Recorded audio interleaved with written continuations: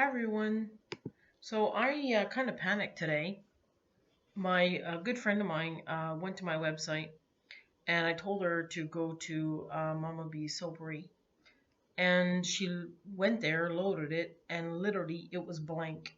So I had no idea what had happened. I asked SiteGround, and that's my hosting provider, and they had no idea. So anyway, so I had to go back to my dashboard, and I do have WooCommerce, so I already have that. I loaded all my products, so I had a ton of products already loaded, as you can see.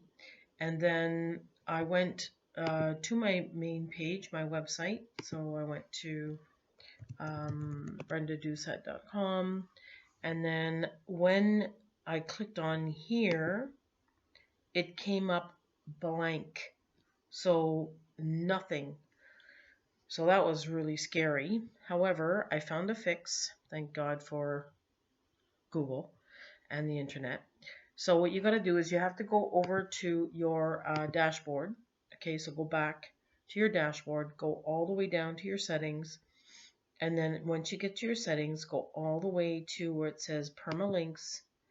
Click on that, and then once you've already done all your products in your WooCommerce, make sure you do what I'm saying, and then go all the way down, and then make sure you click on Save Changes. That's it.